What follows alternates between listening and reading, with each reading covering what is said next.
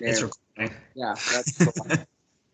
Welcome everybody to our week 14. Let's first round of the playoffs preview. We're gonna do a little bit of week 13 review, but I am back. I saw the comments on YouTube. There are quite a few, or at least one, asking for me to come back. I don't know who posted that, but I appreciate it. It may or may not have been myself, but we'll move past it. So this is going to be playoff preview. All the playoff guys, thanks for responding to Jake. I know he worked very hard on those questions and got back to him. We'll go through all your interviews. Sad that we couldn't figure out a way to get you all on here, but also if all of you were on here, then no one would watch this.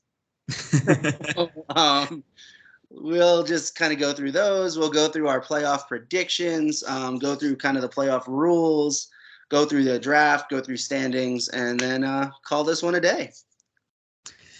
Yeah, so hope you guys enjoyed last week a little bit, but I kept it very brief. I think it was under half an hour, which was perfect. Yeah. So I think we'll start very briefly. We'll go through the only game that mattered last week, Sean versus me. This is for the number 1 seed for the bye. And your boy pulled out the win against Mr. Skull Daddy. And I think it was a pretty good one. However, I think I would have preferred to lose and keep Kyler Murray than win and lose Kyler. But in general, a win, getting the 1 seed, I'm hyped about it. The wide receiver duo of Jamar and Justin is all we really need to talk about. They are fantastic. And my boy, Trevor Lawrence, is elite. Yeah, Lawrence is pretty good. I wouldn't say elite, but he's been very good this year. He's QB. I think. What was that? He's the 8th best player in fantasy football, at least in our league this year. 8th best player? Yeah. Or 8th best quarterback? Both.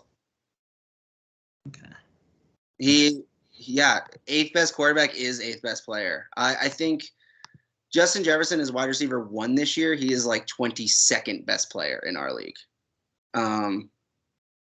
Interesting. Oh no, he's 5th. He's 5th best because we have a PPR league. So, whatever. Well, doesn't matter. Anyway, great game. He's good. Yeah. Losing Tyler definitely hurts moving forward. But Carr is a fine replacement. You still have a QB1 and a QB2, so nothing too much to worry about. Whoa. Are you saying Sam Darnold may not start a QB in the playoffs? Because that's craziness. Yeah, Sam Darnold is ass. But anyway, I guess we should look at Sean's side. It's been a couple weeks of low production, especially Chubb's been 118 points. He was like the second highest scorer in the league last week. He just played the best player. Well, compared to Sean's usual, I'd say that was pretty low scoring. Fair enough. But I think you got to start worrying. The Kyler Murray hurts Hollywood for sure. Moving forward, Chubb's had a few bad weeks in a row, I want to say. Yeah, like 6, 7, 8, 19's good, then 8 again. But I don't know. You got to figure Cleveland kind of figures that out a little bit moving forward. So maybe more production there. People are finally just completely triple teaming Travis Kelce. He still got 9 targets. I don't know. Yeah, I don't know why you wouldn't. I don't know why that wasn't the idea to start the season for everyone. But yeah, Travis Kelce's still going to put up points no matter what. But maybe not the 30 he was putting up every week. And then kind of move on from like what we're doing here, because now we're just talking about Sean's team, and I feel like we're going to do that moving forward. Sure. If that, I mean, tell me if I'm wrong. It's just like we're now just reviewing our 2 teams, and that feels like playoff preview 101. And I know we wanted to hit a few things before we got into individual teams. Yeah, sure.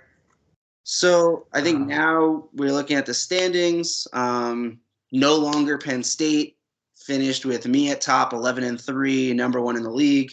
Sean at 10-4, Trent 9-5. Those are the three playoff teams. Both sides got three. We op Treewater Mitchell finished 500, was the number 17 for the third straight year. Lamb Chop, after a championship last year, finishes 6-8, doesn't make the playoffs this year. And then Big T finishes with the worst record in the league, which is kind of crazy. But it's just what happens. On the other side, Stony Brook, it looks like Jake froze, so I'm just going to keep going here. Oh, Jake's back. Paint Grease, number one, had the 2 seed. Cam with a late surge. I think he's won probably his last 3 or 4 games to finish 9-5. Trevor 8-6 sneaks into the playoffs, even though had less points than both of you and Mitch.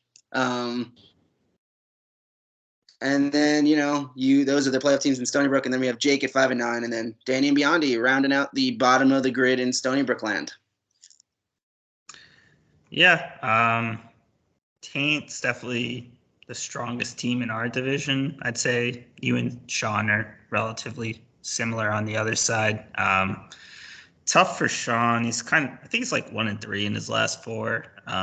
Kind of fell apart at the end. But I think we're Paint Grease and myself in 2 of the last 3 weeks, I think, if not the last 2 weeks.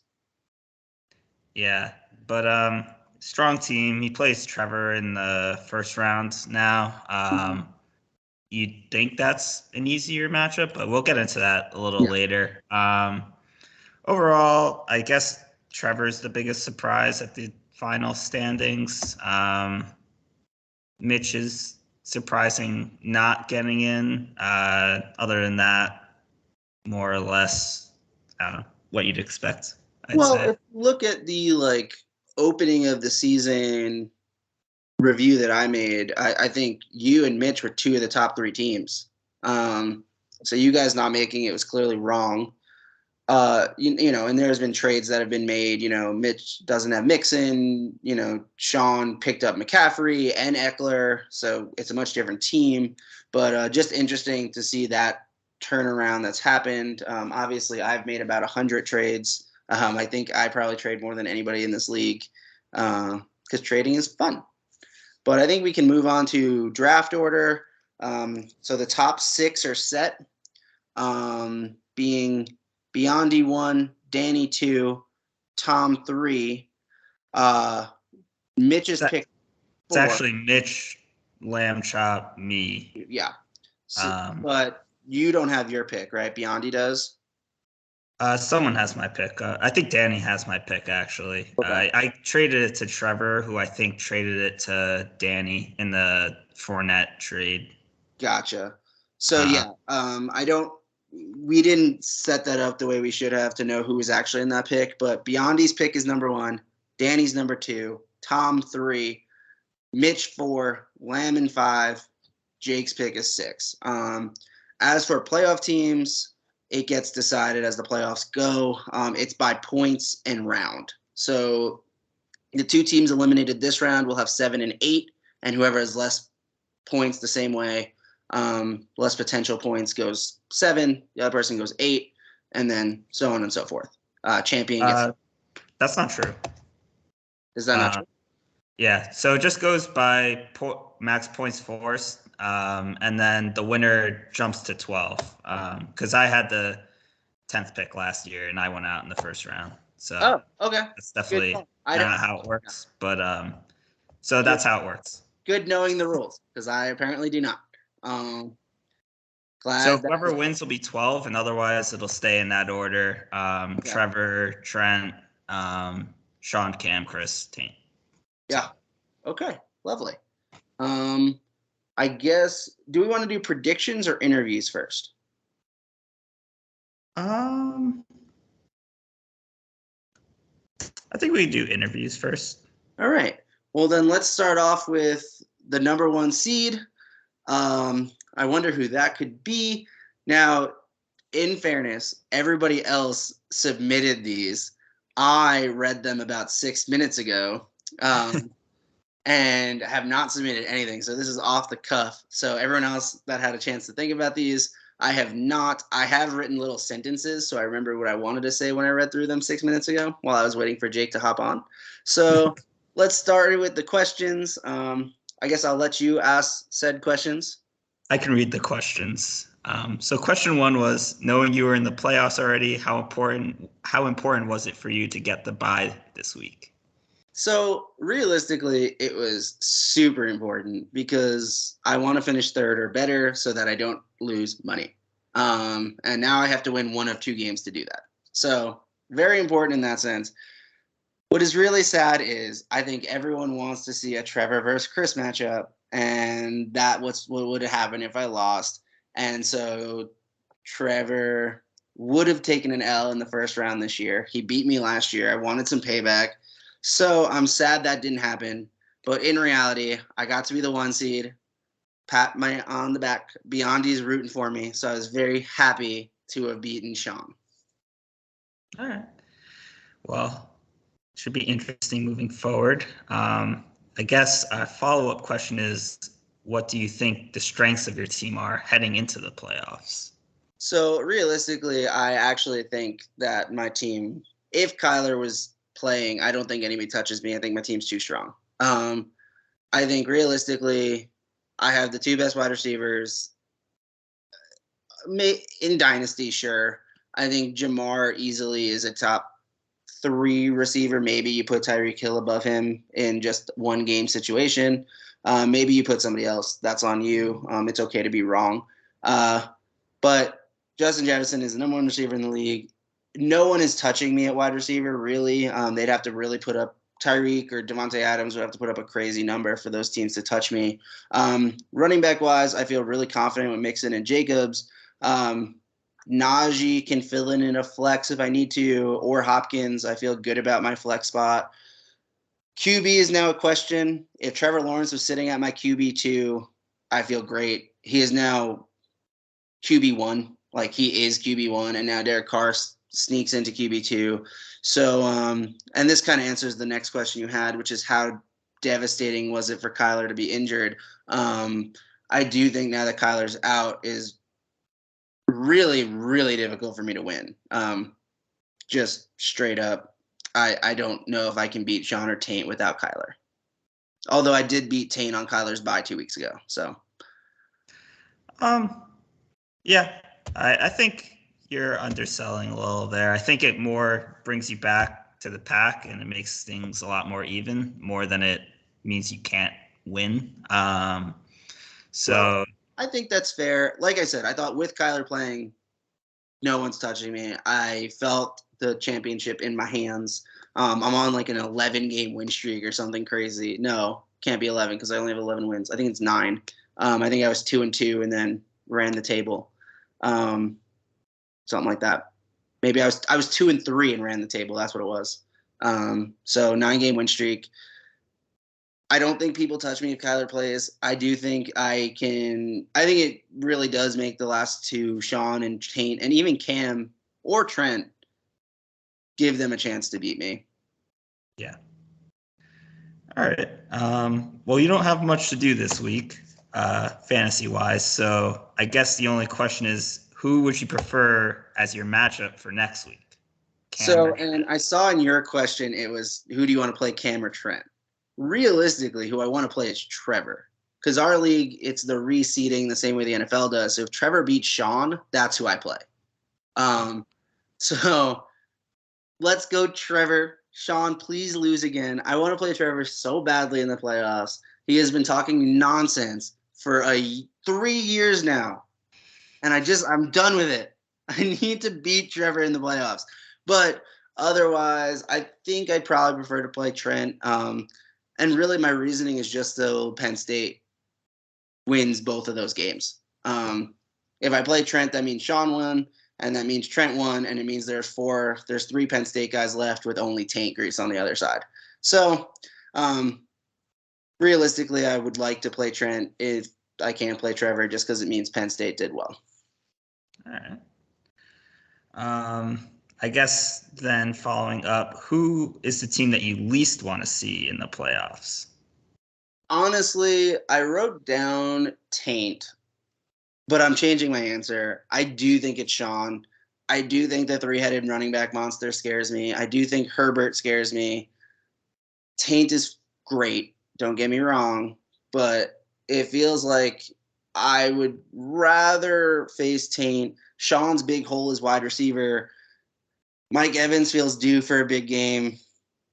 It feels like Hollywood Brown or Palmer can do something at that second wide receiver spot, just enough to like match what I need with his flex spots. I mean, his flex spot, his running backs with the three guys can easily put up like 90 points, and that scares the living daylights out of me. So I wrote down Taint. I have now changed my mind to Sean. So Sean, lose to Trevor. And I think we can skip question 6 because I'm going to do predictions later with you. All right. Sounds good. So we're moving on. Next interview was Taint. I just put them in seed order. So Taint was the 2 seed. Do you want to keep doing it the same way? I'll just pretend to be Taint and everybody else, and you can be the interviewer the whole time. Is that how you want to handle this? That could work. Cool. All right. So, Bryce, you knew you were the 2 seed going into this week. How are you going to spend your bye week? So this is how I picture Taint. I don't know what he looks like. Not like that. So now I am Taint. He's from New York, right? I'm actually not sure if he's from New York or not. Taint, let us know in the comments who you're from. See, we're on YouTube. We know how to do this stuff. So Taint says he's got to make time to watch Amon-Ra torch Sauce Gardner. Lions to the Super Bowl this year. He is as delusional as Skull Daddy because Skull Daddy is predicting the Lions to the Super Bowl for the last 4 years, which is how long have I known him? 5 years? Sean, how long have I known you? 5 years? I think 5 years. Every year he's predicted the Lions to win the NFC North and go to the Super Bowl. So he is on Sean's delusional train. Yeah, well, the Vikings are currently getting smoked by the Colts, so maybe he's onto something there. All right, second question is, as a mid-season addition to the league, how nice is it to be in the playoffs right away? Well, he says he probably wouldn't have joined the league if he wouldn't think he was a playoff team, which is a wild development I didn't know about. And so, I mean, we don't need to talk about how Mr. Taint joined the league. He's been a solid manager. He's made some trades. Let's move on. Okay. I asked, what did you think of the team when you joined? So apparently he was living with Danny. I didn't know this. Guess they were roommates. When he got cranked is the word he used, by Sarouche, who I don't know if he's ever met because that is not how you spell his name. He told me the scores and got me like, damn. Then later I hear he quit. I must have looked like Mr. Burns rubbing my hands together. Simpsons reference, I believe. Once I had the team, I had to address a few guys I wasn't high on, but overall, Sarouche, again, not how you spell his name, seemed like a pretty involved manager. Team was deep. Yeah, I definitely think I can't imagine you coming into this league with a better team than he was handed. So, looks. Yeah. So it worked out well for him, and he got a 1 seed in his division to join the league. So good job for Taint. Next question I asked him was how worried he was about his QB position. He has Lamar and Huntley, and they're both hurt. But when I wrote that question, I didn't know Mike White was hurt. But apparently, he was more worried about Mike White than either of those. He knew Mike White was hurt when he answered the question because apparently he was way more concerned about that. Far more, to be precise. Yeah. Which is interesting, but okay. On to the next question I asked was, what do you think the strength of your team is heading into the playoffs? And this is really interesting because he says his team was built to destroy Skullcap, and he doesn't know the rule of reseeding because then he just violates Trevor's team. Because he doesn't, well, I guess he supports Trevor's team. He doesn't look forward to getting beat by Waddle, Kittle, and Daniel Jones, who are not on Sean's team, but on Trevor's team, who he has no chance to play. But that's okay. He's new. And yeah, I didn't know the reseeding thing either. So always had it like that. Yeah, I mean, I lost in the first round last year, so I guess I just never experienced it. I actually think it's actually never happened. I don't think we've ever had an upset in the playoffs in the first round. We definitely did. Yeah. Well, I lost last year, but I was the 6th seed last year, and I lost. What? So we've never had this. We've never had the 6th seed beat the 3 seed. That's what it is. I was a 6th seed last year. I lost to Trevor. So, and I don't remember who it was the first year. So the only upset that it changes is if the 6th seed wins. Yeah.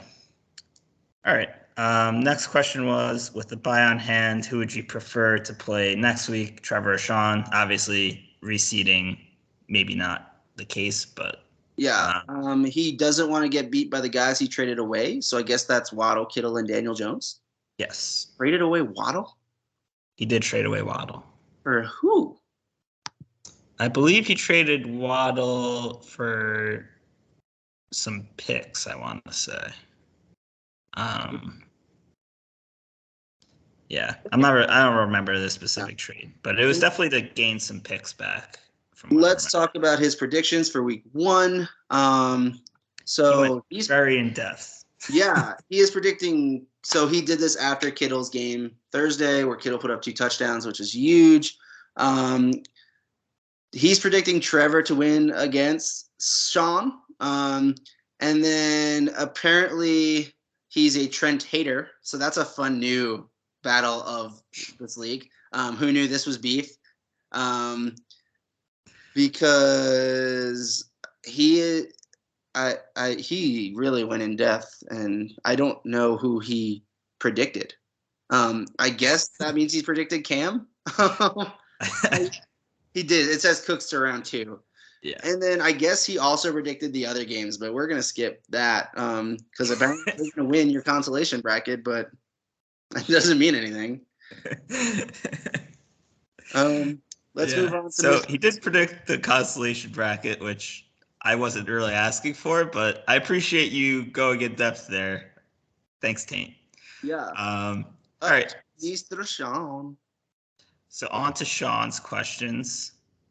I asked him, after leading the league standings for the whole year, you lost the 1 seed in the last week. How do you think this will affect your chances in the playoffs? I haven't read any of these. Sean's answer is hilarious, and he goes, "No, I still basically have a bye week against Trevor." So funny. Oh man, Trevor's gonna have a heart attack when he reads that. All right. So I asked, since he's one of the healthier teams, he doesn't really have any major injuries. I asked how he felt about his team. And so his team, he doesn't feel good about his team right now. Chubb has really struggled, which you kind of talked about earlier. And he wishes he could bench him, but he has 0 depth on that roster, which has always been Sean's problem. His team is healthy, which is why he's been so good all year, but that depth is nowhere to be found. He's got no wide receivers, which he's scared about, and Brown will continue to be ass, in his words, now that Murray is out. Yeah. All right. And then I asked, where does he think he has the biggest lineup advantage over other teams? And it's fun because he also did this after Kittle's game. So he thought it was at tight end, but Kittle goes and has his best game of the season last night. So I guess he doesn't think he has an advantage anywhere else because that was just his answer. And then it was just, how are you feeling about going up against Trevor this week? Where do you think you have the advantage over him specifically? I don't think he actually answered that question. Yeah, so that answers for the next one. I guess he didn't answer that. It's kind of the same question, but his answer to the next one is, who do you least want to see in the playoffs? He answered your boy Christopher, and that's because JJ and everyone else is just average. So Taint, you are average, says Mr. Skull Daddy. That was so unnecessary to fix. Jake just fixed it all in the Google Docs, and it was just unnecessary. Takes 2 seconds. All right. And I asked for a score prediction for the week. He will beat Trevor by 30 points, according to Sean, which if you've ever met Sean, means he is not confident whatsoever. Because if he was confident, he would have said about 130.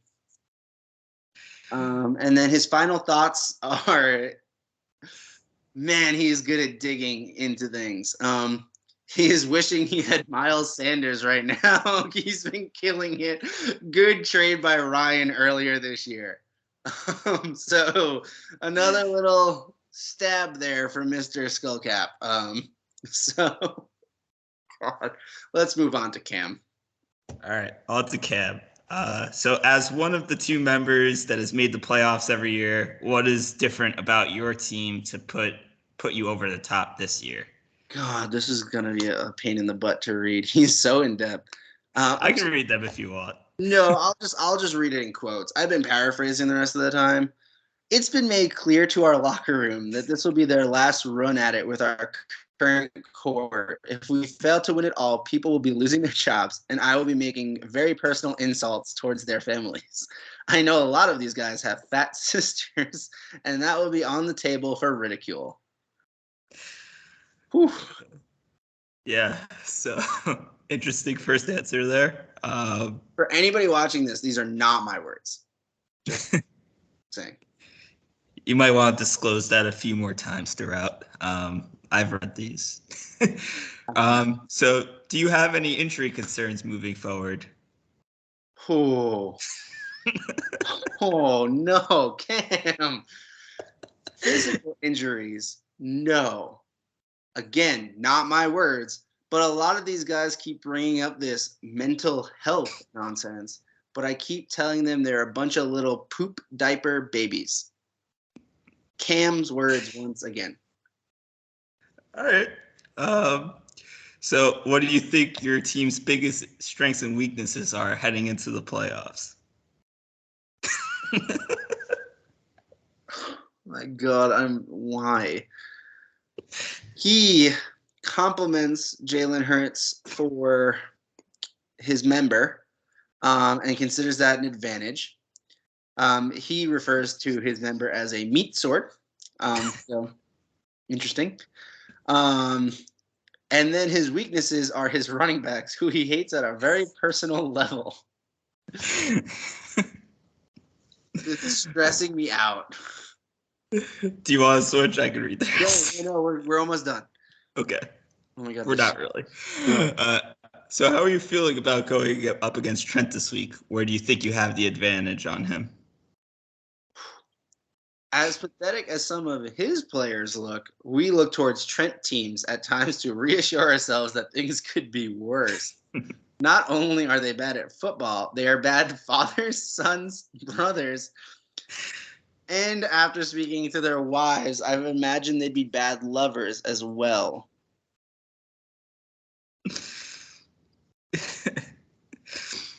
Okay. So who's the team you least want to see in the playoffs? And we get the same answer as always. Which is wild that the way he put this. I'll say Chris to make him feel better about himself. Do I feel bad about myself? I love Chris. Chris is great. Apparently. Yeah. Everybody loves Chris. There's a whole show about it. And what are your score predictions for the week? Should be a high-scoring game, but then again, it also may not be. We might win, but we also could lose. So he is predicting a tie. Nice. I think I predicted a tie last year. I don't know what the tiebreaker is. All right. Do you want to do our first ad read of the podcast here, or do you want me to do it?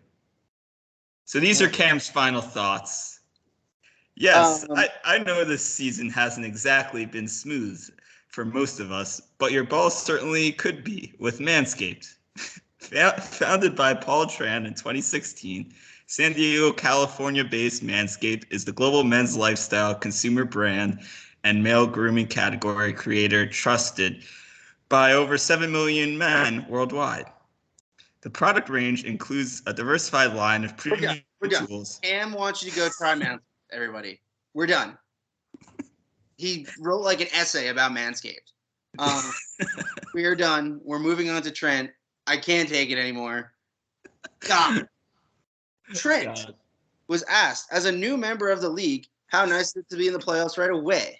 What did you think of the team when you joined? See how quickly I read that to avoid the Cam anything? So Trent responded that he thought he was taking over a pretty solid team. Josh Allen was a great start and thought having Baker and Mac Jones was going to be big. But Tyreek, T, Mandrews, and Kamara he thought were assets. A couple of picks. Roster just needed a little TLC. There's so much variance in a 1-week playoff format. I'm just hoping luck falls my way, even if I don't have the best roster. Man, Trent, after reading Cam's, Trents are just so serious, and I love it. Yeah, Cam did this last year as well, but I really enjoy when Cam answers these, so I'm hoping he makes it to next round. So the next question is, your team seemed to be dealing with some of the injuries at the moment. Are you worried about Higgins or Tyreek for this week? So it seems he's just worried about Mr. Higgins, and it looks like he's ending up on the bench because he doesn't think he's going to play more than 10 snaps. So fair enough, Mr. Trent. Yep, I am also benching T this week. Which means that starting T. Higgins to score 40. Yeah, probably. So Trent, I would start him because I'm benching him, which means he's going off. What do you think your team's biggest strengths and weaknesses are heading into the playoffs? So he thinks they're the same thing. He feels everyone with the starting lineup he's comfortable with. His team is solid. He's got some bench guys he doesn't mind playing. His issue is that his team's just solid. He doesn't have that star guy. If Andrews and Josh Allen aren't number one in their position, which it doesn't feel like Andrews has been most of this year. And it looks like maybe what Trent is going to do next year is trade some of that solidness for star power. Yeah. Yeah. And then how are you feeling about going up against Cam this week? Where do you think you have the advantage? So Trent, with a very funny answer, is that he didn't know who was on Cam's roster, but was afraid he would lose everything he wrote if he backed out. So he just said he has Hurts, and that's all he knew, and that he thinks Cam will beat him because of that.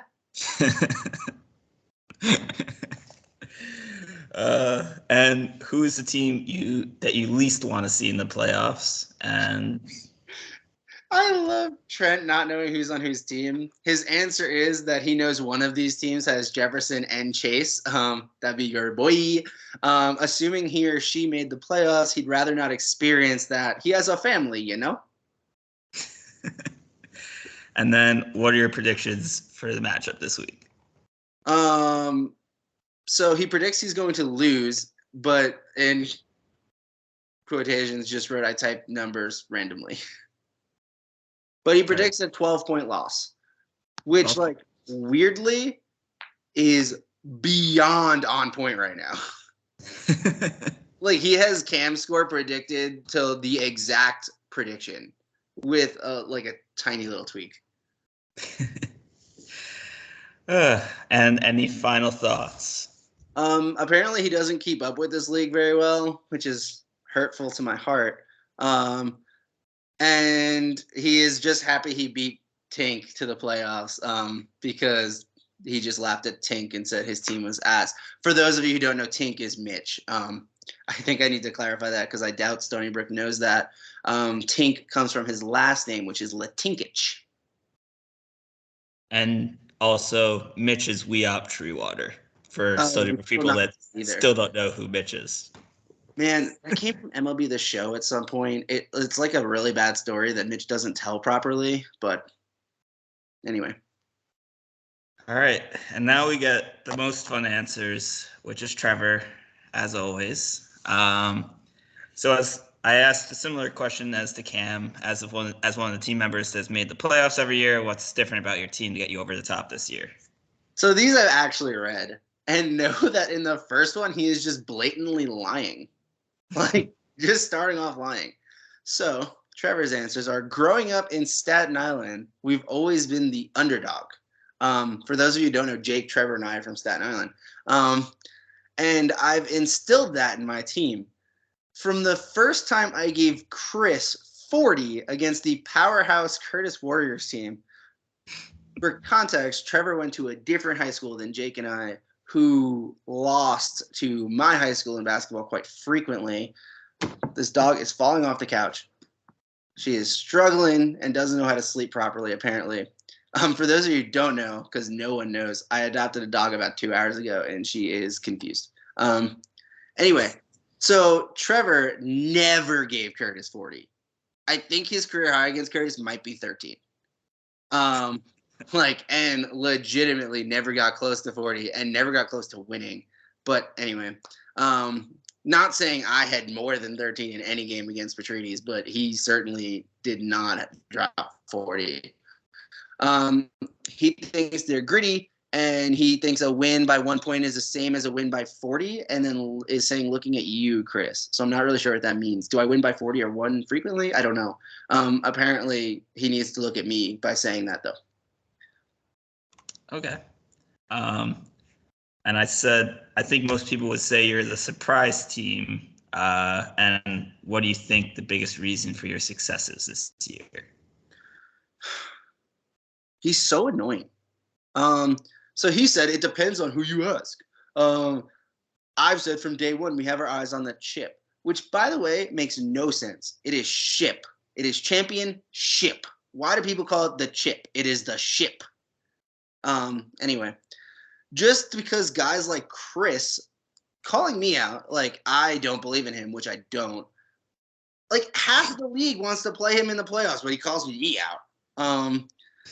Only means Chris doesn't know fantasy football.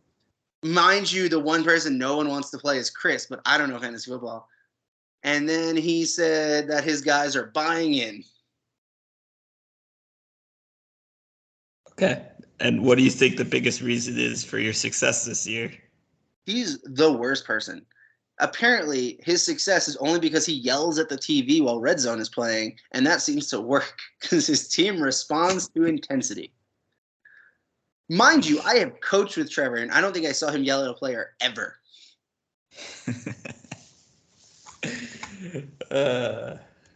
So, how are you feeling about the Ramondre situation? What's the plan if he doesn't play this week?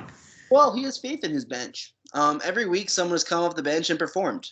Murray is going to have a big game, and he is very grateful that we signed him and has put his heart and soul into his team.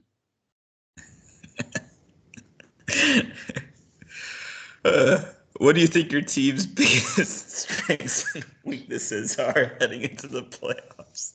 So apparently his biggest strength is that he believes in his guys. When no one thinks we can do it, we perform our best. We're not scared of point projections. Our weaknesses is we have no weaknesses, which was his answer last year. I do remember that. Full hearts can't lose. Oh, clear eyes, full hearts can't lose. And apparently Chris needs to watch Friday Night Lights. Why doesn't anybody else get picked on? I'm being bullied. Oh, man. All right. Well, thanks for that response. How are you feeling about going up against Cam this week? Where do you think you have the advantage? You do know he plays Sean, right? Does he? Trevor plays Sean. Yeah. But I probably just copied that question. Yeah. Sean, he also answered that he was playing Sean, so he didn't read it properly. The matchup with Sean will be the defining moment of our season. David versus Goliath, 130 points projected. He's going to need 200 to beat this squad. We're more ready than we've ever been. Okay. And who's the team you least want to see in the playoffs? So he didn't answer that question. He answered who he most wants to see in the playoffs. And he most wants to see Taint Grease because it's just too easy a win for him. When we win the championship, we want to know we've played the best teams or else it wasn't worth it. to be fair, for him to beat the championship, he has to beat Sean, me, and then possibly Tank Grease in the championship. So he would beat the 3 best teams if that happened. But he wants to play Tank Grease because apparently Tank Grease made a comment at one point in the season, and he has been holding a grudge ever since. So now we have a Tank Grease Trent beef. We have a Tank Grease Trevor beef. Maybe he has a beef with me because his name isn't even Tank Grease. And then his prediction for the matchup this week is that he will win 125 to 112, which is interesting because he also predicted that Sean needed to score 200 to beat him. However, he just needs to score 126 to beat him, apparently. Yeah. And any final thoughts? I hate him so much. Just like the greatest movie of all time, Space Jam, the original, not the corny one that came out last summer, dramatic pause. Oh, I guess I wasn't supposed to say dramatic pause. Apparently he threw up in his mouth a little bit thinking about that mess of a movie and lead actor. Anyway, my team has been drinking Michael's Secret Stuff. We are ready. I will say no bad words about the Space Jam 2 movie because the actor was adorable, and I give that movie full credit for me passing the bar. The night before the bar, I went to the movie theater by myself, watched it in the theater. I was the only one in the theater for it, and cheered on my boy LeBron, and it was lovely. Very nice. All right. Well, those are all of our interviews, which weren't interviews, but maybe we'll do live interviews moving forward as there's less people. Championship week.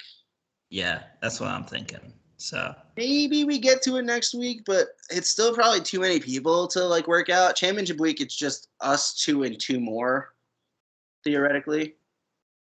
Well, we could pull people in. We'll talk about it later. Yeah. But anyway, I guess, do you want to do these playoff rankings? I do, because you made me mad and made me want to hit you. The disrespect is bonkers. These playoff rankings, you put me 3rd? Are you out of your mind? I, in the last 3 weeks, have beat Taint, Trevor, and Sean. Yeah. Like, Trevor doesn't count super much. But I beat 2 of the 2. I got both the guys you put ahead of me I beat in the last 3 weeks. So I am upset. You put me number 3. I put me number 1. We both put Sean 2. I put Taint number 3 while you put him 1. We kind of discussed my thoughts on those 2 earlier. And then we both put Cam, then Trevor, then Trent. But yeah, we don't need to talk about it anymore. I'm just mad you put me 3. And if you want to explain yourself, go for it. But I'm still mad. Yeah. I think Kyler's a really big injury for you because it affects DeAndre and Kyler. So that's kind of, they're just healthier than you. So that's kind of where I'm at on it. I don't care. I'm upset. Yeah, I think you could go anywhere with the top 3. I think Cam's You cannot go anywhere with the top 3. You have to put me number 1. I'm the number 1 seed. I have 1 more win than everybody else in that league. Yeah, well, the number 1 seed has never won our league. So there you go. The number 1 seed has also never been a Penn Stater. Penn State has won our league twice. Or should I say no longer Penn State because that school doesn't exist anymore. But let's go to predictions. All right. We start with what I actually wouldn't have put as game of the week, but what you did. So Cam versus T-Rent. This is a little unfair because, we're doing this and games have already happened. We got to this as early as possible, but DK has put up 9 for Trent. As of right now, Dalvin has put up 10. So Trent is sitting at about 19. He is predicted to win by 8 at this point in time. Yep. So kind of just running through the rosters. I guess you gotta give the receiver advantage to. I don't really know. I guess it's kind of close. You gotta think Tyreek's definitely going to go for more than DK.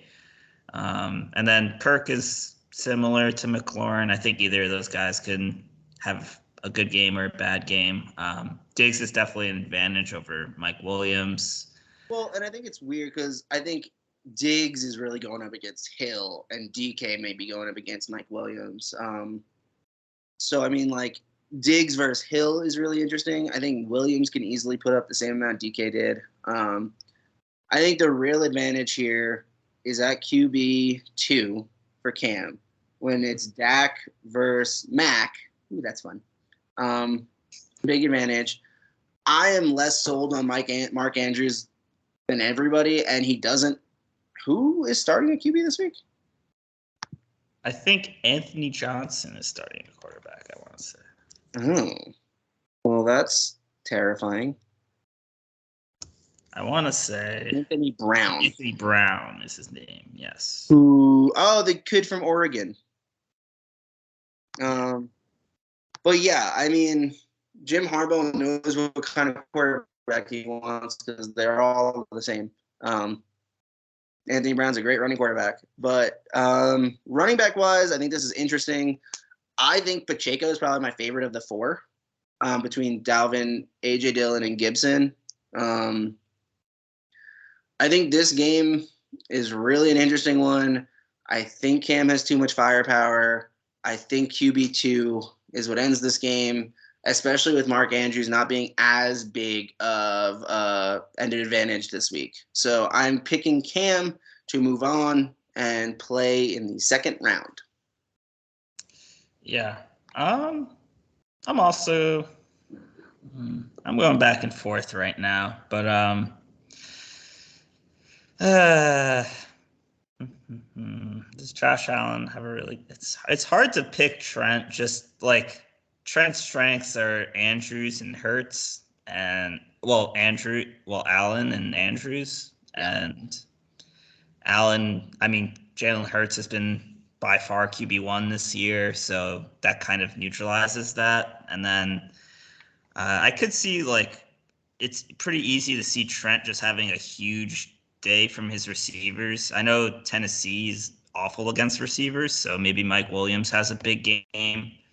And his receivers are the kind that could all go for 30. So it's pretty easy to see a way he could win. But it's really hard to predict that to happen. So thing going to hurt Trent, though, is that Miami's in Buffalo, and apparently that weather is horrendous up there. And people are really afraid about Tua being able to even throw the ball. So, I mean, it's going to affect Josh Allen, but it's also going to affect all the wide receivers in Miami. So, and Diggs, for that matter, on the other side. So, which kind of neutralizes Josh Allen, possibly a little bit if he's throwing all those touchdowns to Diggs. But anyway. Yeah. But end of the day, I think I have to go with Cam here. It's definitely the safer pick, but I think there's a lot of upside with Trent's team on a week by week basis. So. Sure. And now we move on to the other game. We have Trevor versus Sean. This one's a lot of fun. Again, I don't think anybody expected 23 points out of Kittle this week. However, McCaffrey put up 23 as well. So, I mean, Trevor had to feel really good coming out of the first game on Thursday night. However, I don't think Sean feels terrible about it. I do think Sean has a huge advantage with his RB2 and flex still.